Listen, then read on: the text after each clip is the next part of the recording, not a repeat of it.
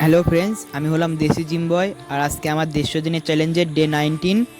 তোমাদের হাতে যদি 1 মিনিট সময় থাকে, আমার কথাটা শুনে যেও, তোমাদের লাইফে অনেক কাজে লাগবে। জো ডর গায়া ও মার গায়া, এই কথাটা তোমরা কোথাও না কোথাও কারোর মুখে অবশ্যই শুনেছো। এই কথাটার মানে এটাই যে তুমি যদি পৃথিবীতে নিজের মন মতন খুশিতে বাঁচতে চাও, তুমি যদি এই ওয়ার্ল্ডে ভালোভাবে সার্ভাইভ করতে চাও, তাহলে তোমার পাওয়ারফুল হতে হবে, স্ট্রং হতে হবে, শক্তিশালী হতে হবে। আর তুমি যদি ডিমোটিভেট হও, কমজোর হও, তাহলে তোমার এই পৃথিবীতে সার্ভাইভ করা খুব কষ্টকর হয়ে যাবে। এর জন্যে তোমরা মোটিভেট হও, তোমরা জিম করো, তোমরা পাওয়ারফুল হও।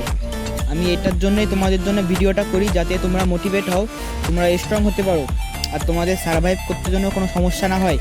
আর তোমাদের জন্য আমি এত কষ্ট করে ভিডিও করি, তাও তোমরা আমাকে সাপোর্ট করো না। আর আমি তোমাদের মোটিভেট করার জন্য ভিডিওটা করি। তোমরা যদি এই ওয়ার্ল্ডে ভালোভাবে সার্ভাইভ করতে চাও, তাহলে তোমাদের অবশ্যই পাওয়ারফুল হতে হবে, স্ট্রং হতে হবে। তোমরা দেখতেই পাচ্ছ আমি যেরকম খাটনি করি, তোমরাও আমার মতন অবশ্যই খাটনি করবে, তাহলে তোমরা স্ট্রং হতে পারবে। আর তোমরা যদি স্ট্রং হও, তোমাদের এই ওয়ার্ল্ডে সার্ভাইভ করতে কোনো প্রবলেমই হবে না। তোমরা অবশ্যই জানো, এই ওয়ার্ল্ডের মধ্যে যে পাওয়ারফুল তার কথা সবাই শোনে, আর যে স্ট্রং তার কথা কেউ শোনে না, তারে কেউ পাত্তাও দেয় না, তারে কোনো গ্রুপের মধ্যেও তাকে নেয় না। যে স্ট্রং সেই গ্রুপের লিডার থাকে। আজকে কথাই এডিট করে ছিল। যদি ভালো লেগে থাকে অবশ্যই সাবস্ক্রাইব করে দিও।